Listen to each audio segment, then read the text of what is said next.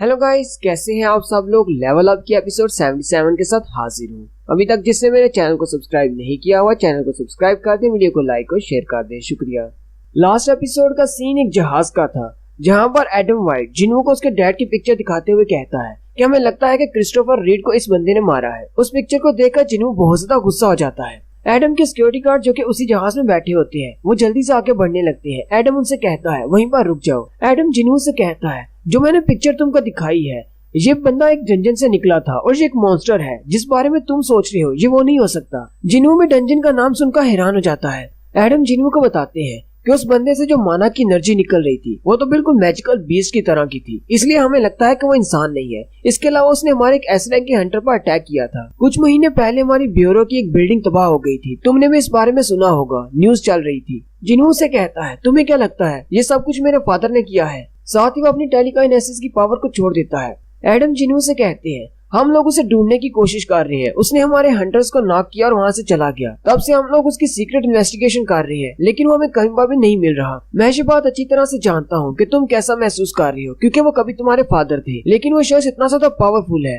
कि उसने हमारे एक एस रैंक के हंटर को जख्मी किया था। इसीलिए हमें लगता है कि क्रिस्टोफर रीड को भी उसी ने मारा है। जिन्हों से कहता है तो फिर तुम मुझे ये फोटो क्यों दिखा रहे हो। एडम उसे कहता है क्योंकि जिस कॉन्फ्रेंस में तुम जा रहे हो, जो कि इंटरनेशनल गिल्ड कॉन्फ्रेंस होने वाली है, जहाँ पर पूरी दुनिया से जितने भी मेजर गिल्ड्स हैं उनके रिप्रेजेंटेटिव वहाँ पर आए होंगे। हमारी गवर्नमेंट इस बंदे के लिए रेड नोटिस जारी करने वाली है। साफ साफ कहूँ तो रेड नोटिस जारी करने के बाद पूरी दुनिया को तुम्हारे डैड के बारे में पता चल जाएगा और सभी लोग उसको ढूंढने में लग जाएंगे। अमेरिकन हंटर एसोसिएशन ने अपने एक नेशनल रैंक के हीरो को खोया है, इसलिए वो कल्प्रिट को ढूंढने की पूरी कोशिश करेंगे, चाहे उन्हें कुछ भी करना पड़े। डायरेक्टर डेविड चाहते थे कि मैं तुम्हें इस बारे में बताऊं, क्योंकि हम तुम्हारे साथ एक अच्छा रिलेशन रखना चाहते हैं, इसलिए हमें तुम पहले से इन्फॉर्म करने के लिए आए हैं। अगर यहाँ पर तुम्हारा ये रिएक्शन है तो उस दिन जब कॉन्फ्रेंस के दौरान ये पिक्चर दिखाई जाएगी तब तुम्हारा क्या रिएक्शन होगा। जिन्हों की सारी बातें सुनकर हैरान होता है और सोच रहा होता है मेरे फादर जो कि 10 साल पहले गायब हो गए थे, अचानक एक डंजन से मॉन्स्टर बनकर बाहर निकले हैं, ये कैसे हो सकता है। एडम का बंदा उसके पास आता है और उसे कहता है क्या आप ठीक है। एडम उसे कहता है हाँ मैं ठीक हूँ। और साथ ही एडम ये सोच रहे होते हैं इसकी टेलीकाइनेसिस की पावर तो बहुत ज्यादा है, मैजिकल यूजर्स भी इस तरह की टेलीकाइनेसिस नहीं इस्तेमाल कर सकते, हालांकि नेशनल लेवल के हंटर्स इस तरह की टेलीकाइनेसिस इस्तेमाल करते हैं। हो सकता है जिन्हों हमारा 6th एस रैंक का हंटर हो। मुझे जल्दी से जाकर वाइस चेयरमैन को इस बारे में बताना होगा। और यहीं पर आने वाली कॉन्फ्रेंस के बारे में बताया जाता है कि इंटरनेशनल गिल्ड कॉन्फ्रेंस क्या है। इंटरनेशनल गिल्ड कॉन्फ्रेंस एक ऐसी कॉन्फ्रेंस है जहाँ पर पूरी दुनिया के हर कंट्री में से एक फेमस गिल्ड के हंटर को वहाँ पर बुलाया जाता है ताकि फ्यूचर के बारे में डिस्कस किया जा सके। और कुछ दिन पहले अमेरिकन हंटर ब्यूरो ने इसकी लिस्ट जारी की है कि इस बार कौन कौन से गिल्ड्स को बुलाया जा रहा है, और उसमें आजिन गिल्ड का भी नाम शामिल है। क्योंकि आजिन गिल्ड को बने हुए अभी 1 महीने से भी ज्यादा का टाइम नहीं हुआ और उसे इंटरनेशनल कॉन्फ्रेंस में शामिल कर लिया गया, और इस वक्त पूरी न्यूज पर यही खबर चल रही है। और आजिन गिल्ड में सिर्फ एक ही टॉप हंटर है जो कि संग जिनवू है। इसके अलावा सिर्फ एक डी रैंक का हंटर है, लेकिन उनको इस लिस्ट में शामिल करने का मतलब ये है कि अमेरिकन हंटर ब्यूरो ने हंटर संग जिनवू को पूरी आर्मी के बराबर समझा है और उसे कोरिया के बाकी के टॉप गिल्ड्स की बजाय इनवाइट किया गया है। इसी हवाले से नेक्स्ट सीन एक रिपोर्टिंग रूम का होता है, जहाँ पर चोई जोंग जो कि हंटर्स गिल्ड के गिल्ड मास्टर हैं, उनसे रिपोर्टर सवाल पूछ रहे होते हैं कि हर साल आपको बुलाया जाता है, लेकिन इस साल आजिन गिल्ड को बुलाया जा रहा है, आप इस बारे में क्या कहना चाहेंगे। चोई जोंग उनसे कहते हैं अमेरिकन ब्यूरो ने बिल्कुल ठीक फैसला किया है। रिपोर्टर्स उनकी बात सुनकर हैरान हो जाते हैं और कहते हैं लेकिन आपको नहीं लगता कि आपको जाना चाहिए था। चोई जोंग उनसे कहते हैं नहीं, ऐसी बात नहीं है। जिन्हों के पास बहुत ज्यादा एबिलिटीज है और उसके पास बहुत ज्यादा पोटेंशियल है। अगर हम सिर्फ गिल्ड मेंबर्स की बात करें जो कि कॉम्बैट टाइप के हों, तो जिन्हों के पास हजारों की तादाद में ऐसे क्रीचर्स हैं जो कि कॉम्बैट टाइप के हैं। और क्योंकि मैंने जेचू आइलैंड की रेड में भी उसकी एबिलिटीज को इस्तेमाल होते देखा है और इसके अलावा अभी डबल डंजन में भी देखा है, तो मुझे नहीं लगता कि कोई भी दूसरे कंट्री का गिल्ड इसका मुकाबला कर सकता है। आज इन गिल्ड वाकई में बहुत ज्यादा पावरफुल है। रिपोर्टर चोई जोंग से कहता है लेकिन आप इतने ज्यादा खुश क्यों हैं, क्योंकि आप तो हर साल इस कॉन्फ्रेंस में जाते हैं और इस बार आपको जाने का मौका नहीं मिला।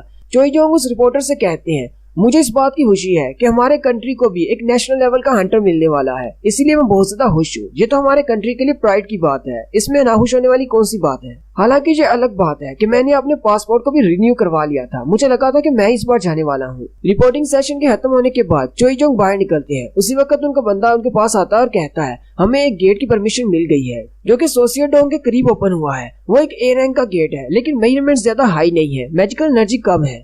चोई जोंग उससे पूछते हैं कि आजिन गिल्ड वालों ने किसी भी गेट के लिए अप्लाई नहीं किया। वो बंदा उनसे कहता है नहीं, उन्होंने किसी भी गेट के लिए अप्लाई नहीं किया, कोई भी गेट बुक नहीं करवाया। चोई जोंग कहते हैं ये बात तो बहुत ज्यादा हैरान करने वाली है। जिन्हों को जापान से लौटे हुए 4 दिन हो चुके हैं, लेकिन अभी तक उसने किसी भी डंजन के लिए अप्लाई नहीं किया। वो इतना ज्यादा खामोश क्यों है, जबकि कोरिया के बाकी के सारे गिल्ड मास्टर जिन्हों की इस कामयाबी को सेलिब्रेट कर रहे हैं। वही बंदा चोई जोंग से कहता है, अब आज इन गिल्ड वाले कंपटीशन में नहीं है, तो इसलिए हमारा प्रॉफिट 40% से बढ़ गया है। ये तो बहुत ही खुशी की बात है। चोई जोंग उसे कहते हैं, क्या एसोसिएशन वालों को इस बारे में पता है? चोई जोंग अभी भी ये सोच रहे होते हैं कि जिन्हों ने एस रैंक हंटर बनने से पहले एक दिन में बहुत सारी डंजन्स को क्लियर किया, जबकि एस रैंक हंटर बनने के बाद उसने हमारे इलाके में आकर बहुत सारी डंजन्स को क्लियर किया। और अभी जबकि वो एक एस रैंक के गेट को क्लियर करके आ रहा है, उसके बाद उसने डंजन्स को क्लियर करना क्यों छोड़ दिया है? पिछले 4 दिन से वो इतना ज्यादा खामोश क्यों है? नेक्स्ट इन हंटर एसोसिएशन की बिल्डिंग का होता है। मिस्टर वू जिन चेयरमैन गो गानी के पास आते हैं और कहते हैं, चाइना वालों ने डेटा मांगा है जिन्हों के बारे में। चेयरमैन गानी उसे कहते हैं, क्या वो उसकी पर्सनल इन्फॉर्मेशन मांग रहे हैं? वूजिन कहते हैं, नहीं, पर्सनल इन्फॉर्मेशन नहीं। वो लोग जिन्हों के रेड रैकर्स और इसके रिलेटेड कोई भी रिपोर्ट्स हो, वो सारा डेटा मांग रहे हैं। चेयरमैन गानी कहते हैं,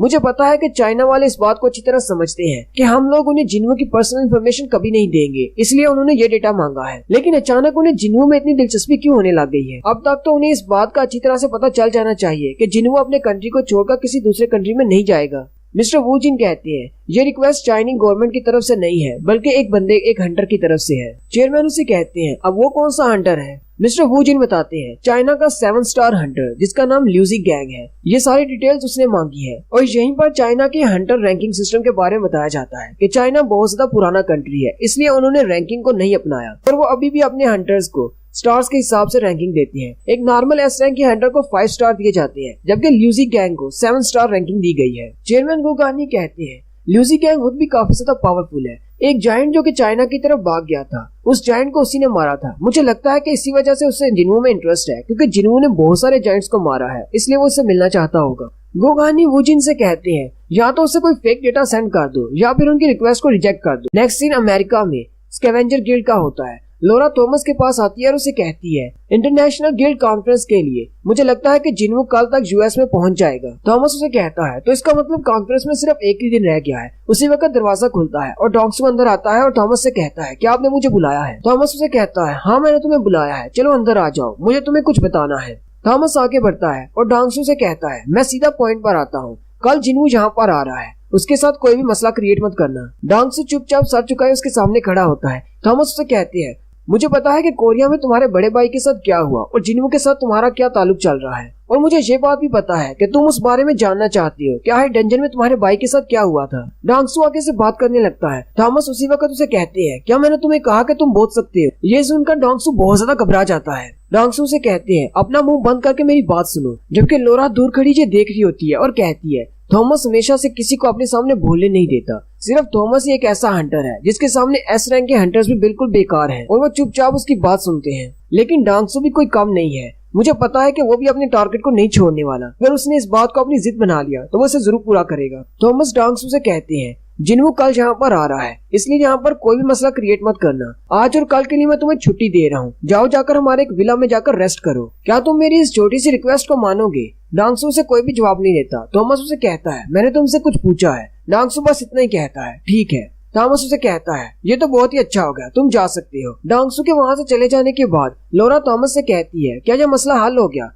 थॉमस उसे कहता है, नहीं, इतनी आसानी से नहीं। मैं चाहता हूँ कि तुम इस पर नजर रखो। जब तक जिन्हों यूएस से चला नहीं जाता तब तक इसके ऊपर नजर बनाए रखना और सब कुछ मुझे बताती रहना। लोरा थॉमस से कहती है, लेकिन क्या ये इस बात को मानेगा कि कोई इसके ऊपर नजर रख रहा है? थॉमस उसे कहता है, डांगसू एक प्राइडफुल हंटर है, इस बात से उसे थोड़ा सा बुरा महसूस होगा, लेकिन मरने से तो अच्छा ही है। जबकि डांगसू को दिखाते हैं जो कि इतनी सारी बेइज्जती के बाद बहुत ज्यादा गुस्से में होता है और वहाँ से जा रहा होता है। नेक्स्ट सीन में दिखाते हैं सारे हंटर्स पूरी दुनिया से अमेरिका में पहुंच रहे होते हैं। वहीं पर जर्मनी का नेशनल लेवल का हंटर जिसका नाम लेनार्ड नेरमन है, वो भी आता है। उसके साथ उसका सिक्योरिटी गार्ड होता है। लेनार्ड अपने सिक्योरिटी गार्ड से कहता है, आज यहाँ पर इतने ज्यादा रिपोर्टर्स क्यों हैं? गार्ड उसे कहता है, वो कोरियन हंटर जिसके बारे में आजकल न्यूज पर चर्चा है, वो आज आने वाला है। साथ ही लेनार्ड की नजर उस पर पड़ती है और कहता है, वो देखो वो सामने आ रहा है। जिन्हों सामने खड़ा होता है, उसके साथ जिन्हों और मिस्टर वू जिन होते हैं। लेनार्ड कहता है, क्या हमें जाकर उससे बात करनी चाहिए? हम उससे बात तो कर ही सकते हैं। लेनार्ड आगे बढ़ता है और जिन्हों से बात करने के लिए उसके करीब जाता है, लेकिन वो बहुत ज्यादा घबरा जाता है।